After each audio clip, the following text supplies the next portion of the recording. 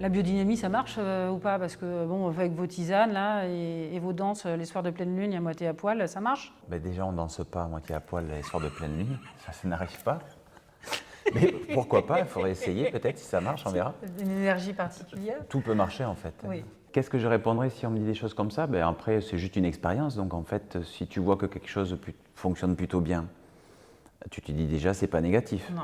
Moi, techniquement, dans mon expérience, bon, la bio, on va dire que c'est la base, c'est le classique, c'est le primordial, ok. La biodynamie, on n'y est que depuis 2015. De toute façon, je n'ai jamais vu une année où finalement j'ai été débordé par les maladies, que le raisin n'a pas donné. Ça ne veut pas dire que tout le temps c'est parfait et que c'est bon. Par contre, tout le temps, le vin a eu quelque chose à dire et a été, oui, ben si, finalement quand même bon. Donc déjà, ça marche. La plupart des gens, je pense, prennent des tisanes peut-être pour aller dormir. Exactement. Tu prends des plantes. Si tu te brûles et que tu es dans la nature, tu te souviens qu'il y a 2-3 plantes à te frotter dessus. Les différentes plantes ont déjà en elles des sortes de médicaments ou des propriétés physico-chimiques qui vont justement aider le corps, l'animal ou la plante à se protéger ou à aller encore mieux. Déjà là, tu ne peux pas dire que ça ne marche pas. Non, là pour le coup c'est factuel. Voilà. Ok. Si tu vas aller plus loin, si on parle, mettons, de... Ce côté ésotérique qu'on reproche Ouais. constamment à la biodynamie. Reproche ou voilà, parle en tous les cas. Je pense que souvent c'est parce que tu connais pas, enfin que les gens ne connaissent pas le côté ésotérique. Donc tu vois, si on te dit oui, bah, les plantes, super, tu vas faire une décoction pour ta vigne. Mais en fait, tout le monde qui un jour a eu un jardin ou fait son jardin se fait un purin d'ortie, se fait une préparation pour ça. Ou contre des acariens, tu vas faire un truc. Contre le mildiou, tu vas faire quelque chose. Et tu n'as pas forcément des produits chimiques devant la main. Et ça a fonctionné comme ça depuis des millions d'années. Il y a tous les éléments autour de nous qui permettent de contrôler, d'améliorer ou d'arranger s'il y a eu un souci par rapport à quelque chose. C'est plutôt ça la biodynamie. Et on utilise la silice, c'est du quartz. On va dire qu'il y a un côté énergétique de lien au soleil ou à l'astral, on va dire, pour la photosynthèse. Pour la photosynthèse, ouais. Mais là, on pourrait parler de physique. Alors là, on rentre dans de la physique. C'est juste quelque chose de scientifique. Voilà. Et non d'ésotérique ou de chimérique. Sur ça, ouais. oui.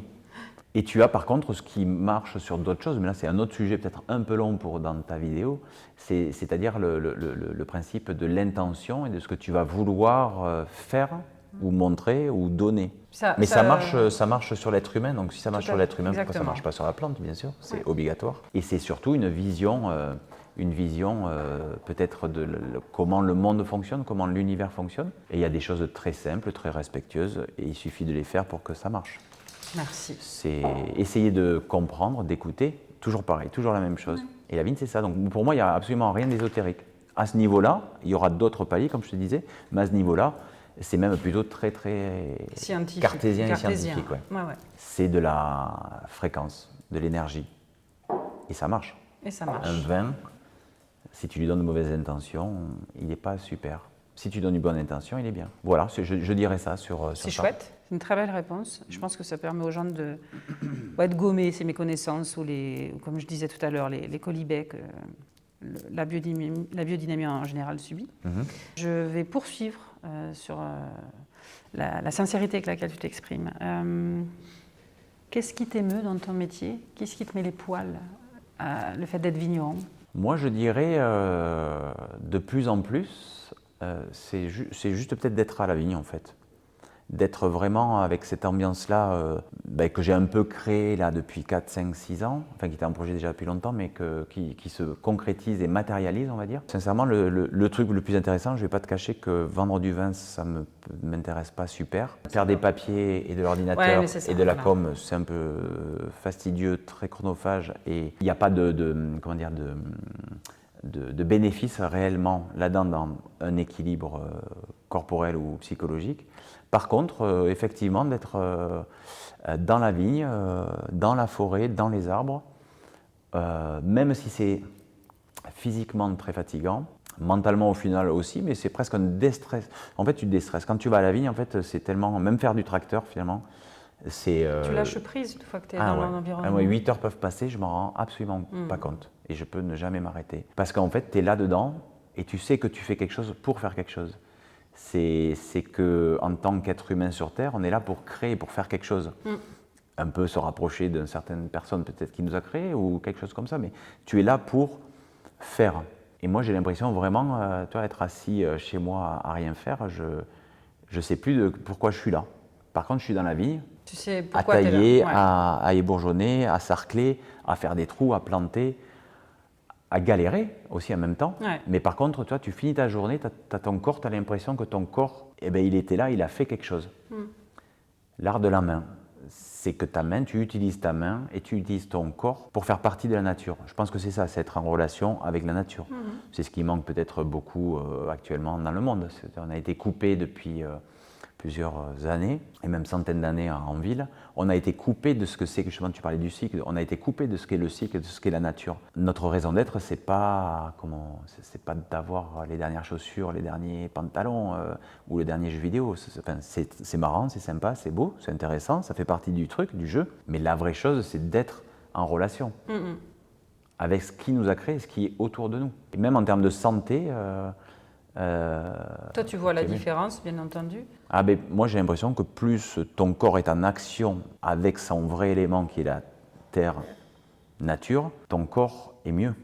Et de toute façon, si on lit pas mal de choses, d'être en contact avec la terre, avec les bactéries, avec les champignons, avec te couper, te faire mal, te salir, être là avec ça, ce qu'il y a sous nous, ce qui fait partie de nous. On fait tous partie de la même chose, on est composé de la même chose. Il y a des résonances entre toutes les choses. Et en fait, c'est ça qui te fait te sentir bien. J'ai jamais vu quelqu'un être bien enfermé pendant 2 mois dans un appartement. Non. Est-ce que tu es prêt pour un portrait, je dis un peu funky, un peu décalé? Ouais. Tu réfléchis, mais essaie de ne pas réfléchir, le côté instantané. Emmanuel Rybinski, est-ce que vous avez un surnom? Manu. Ah ouais? Ouais. Mais je m'appelle Emmanuel. Oui. Donc, tout le monde m'appelle Manu. Mais Manu, c'était mon nom de quand j'étais petit. Ta maman et ton papa t'appelaient Manu? Ouais. Ok. Et ma mère m'appelle toujours Manu. Ah ouais? Bon, quand il y a du monde, elle dit « Ah, pardon Oui. J'ai pas fait attention. ». Ouais. Ton morceau de musique préféré? Ben, je dirais la BO du film Drunk. C'est What a Life. What a Life, ouais. Voilà. Ce fait de comment gérer l'alcool et à des doses particulières, quel effet il a quand on en boit un petit peu, un peu plus et beaucoup. Quelle est la différence? Comment ça t'ouvre l'esprit au départ et comment ça te le bousille quand tu as dépassé la limite en fait. Ouais. Et comment tu peux repartir sur quelque chose de beau sur la fin du film. Mais voilà. Justement, merci, le film. Est-ce que tu as un film qui t'a marqué et que tu peux regarder sans cesse? Ah, il y en a pas mal. Tu vois là, comme ça, parce que c'est des films quand j'étais petit, enfin petit non, d'ailleurs pas petit, il y en a plein, je pourrais t'en dire plein, mais je dirais dans l'ambiance et dans ce que ça m'a ouvert et ce côté peut-être esthétique, La Cité des Enfants Perdus. Ah, génial. Tu vois ce truc-là, je peux le regarder. C'est Jeunet et ouais, Caro. Ouais. Et j'adore ces ambiances-là un peu décalées, mais il y a un parti pris sur la lumière qui est dément aussi. Ouais. Je dirais ça. Ouais, c'est bien, bravo. Il y en a d'autres, hein. Ouais, il y en a plein. Oui, on a déjà parlé. Dessin animé de ton enfance? Ah bah, comme tout le monde est de notre génération, Jace le Conquérant. C'est pas possible. Pourquoi tu l'aimes aussi? Bah ouais, ah mais j'aimais bien. D'ailleurs, tu vois, c'est les plantes, c'est les hommes. Les monstres plantes. Mais les monstres plantes. Ouais. Je sais que tu aimes la philosophie, la théologie, de temps en temps, tu t'intéresses aussi? Oh ben indirectement, ça fait partie de tout. Ça fait partie de tout. Donc justement, est-ce qu'il y a un mantra que tu te répètes ou que tu aimes entendre, ou une citation que tu aimes entendre et qui te fait réfléchir sur toi, sur les autres? Peut-être un des trucs que j'ai mis sur une des contres, parce que depuis le début que je fais du vin, derrière, j'écris juste une phrase. Au lieu d'expliquer mon vin ci, mon vin ça, je mets une phrase. Qui pour toi définit l'essence même? Qui définit, ouais, c'est pour ça. Même le nom de mes cuvées, ça dit le style du vin. Et il y a un truc à respecter, tout ça, dans mes mots, hein, le canon, le capote, le cahors, le calice, le cabaret, le délicat, le katana. Et là, c'est tout ce que tu feras ou fais est dérisoire, mais il est nécessaire que tu le fasses. Et tu vois, ça représente un petit peu notre travail dans les vignes.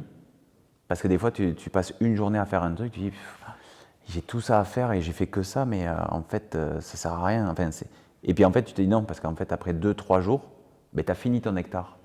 Et tu te dis, ben ouais, mais heureusement que je l'ai fait, chaque jour. C'est la même chose par rapport à tout, en fait, par rapport à la vie en général. Donc ouais, tout est dérisoire, ça peut paraître servir à rien, mais au final, tout sert à quelque chose. Tout sert à quelque chose. Et tout est important. Ben justement, si tout est important, on l'a abordé, mais peut-être qu'on peut s'aider aussi, on l'avait vu ensemble avec la définition. Tu as choisi un symbole runique, une rune celtique, comme emblème de ton domaine. Ouais. Il s'appelle le manaz. Okay. Donc rune celtique. Je cherchais un logo qui nous représente, parce qu'avant c'était une spirale. Alors j'étais pas du tout en biodynamie, je savais pas, mais quand je me suis installé en 2004, j'avais fait, parce que je lisais des choses, et j'avais fait une spirale avec le nombre d'or, donc tu vois, c'est un peu comme l'univers, mais bon, je ne connaissais pas tout ce que je connais là. C'était la spirale, voilà, et une spirale inversée en plus, qui flirtait dans un sens, ce qui correspond à la biodynamie finalement, mais je ne connaissais même pas la biodynamie. Mais j'avais fait ça au pinceau. Mais après, il est difficile à mettre ce logo, juste technique, à mettre sur des étiquettes, à mettre sur des cartes de visite, le truc basique. Et j'ai dit, j'aimerais un petit truc. Et on a trouvé ça, donc c'est le manaz, donc c'est une rune celtique. Et en fait, ça représente l'humanité, tout entière. L'essence de l'humanité, l'identité et l'ordre social. Ça, c'est le côté, on va dire, un peu humaniste, on va dire. Mais c'est que ça met l'accent sur les relations avec les autres et le rôle au sein de la communauté. Ça met en coopération. Ça montre le respect mutuel et l'importance de la compréhension et de l'adhésion à des valeurs morales et morales communes. Voilà, et je trouvais que c'était bien. Puis en plus, comme on en parlait, dans le manaz, tu as cette sorte d'infini qui peut représenter beaucoup de choses dans la création. Un petit mouvement brownien voilà. aussi qui peut être très sympa. Voilà. En parlant d'identité, on parle du vin avec... pour moi, un plat ne doit pas cannibaliser un vin et inversement. Quel serait le plus typique pour toi, ici, en pays lotois? Des trucs très simples. En fait, je fais des chevreuils au four avec quelques épices, du paprika fumé, tout simple. En 2-2, tu le fais. Et en fait, c'est une viande super fine et super bonne. Comme j'en ai fait il n'y a pas longtemps, je dirais, et vu que c'est eux qui m'embêtent un petit peu quand même, et que je suis obligé de nettoyer un petit peu, comme dans les anciennes tribus, je ne vais pas le jeter, et donc je le découpe et je le cuisine. Okay. Et puis c'est tout simple. Et ça va, en fait, avec ce côté épice, avec le Cahors. Bien sûr, le Cahors est connu pour aller bien avec des sangliers, du cassoulet, etc. Mais ça va très bien avec le chevreuil, de toute façon. Bah super. Et tout simplement. Bon, il n'y aura plus qu'à goûter, on verra, on fera un petit test. Un repas réussi pour toi en 3 points, ça serait quoi? La conversation, la bouffe et le vin, tout simplement. Donc indirectement, en fait, les gens, la bouffe et le vin. Nickel. Si tu dois expliquer aux gens comment présenter tes vins, ça serait quoi? Dans le style de mes vins, je dirais, c'est toujours un peu pareil. Alors, est-ce que c'est moi, est-ce que c'est le vin, est-ce que c'est le terroir, le cépage, le lieu, ou je sais pas quoi. En tout cas, il y a toujours une trame qui va être plutôt sur le côté assez fin, assez délicat, qui passe sur beaucoup de choses différentes. Justement, tu me parlais d'un plat, c'est pour ça que mes vins, même un vin rouge, va passer sur des poissons ou sur des crustacés. Et rouges. Oui, sortir du Mes blancs vont passer, parce que je fais des assemblages blancs et rouges sur le cabaret, par exemple. Ça va passer avec tellement de choses différentes. Donc, en fait, ce sont des vins qui vont rester sur ce côté assez aérien, assez délicat et intemporel. C'est-à-dire, jeunes, tu peux les boire, vieux, ils tiennent plutôt pas mal, s'il n'y a pas de défaut. Voilà, donc je dirais ça, juste quelque chose d'assez souple, délicat, aérien et fin. Tu es poète à tes heures, toi, quand même, c'est beau. Non, juste quand je te parle. Ah oui. Juste maintenant.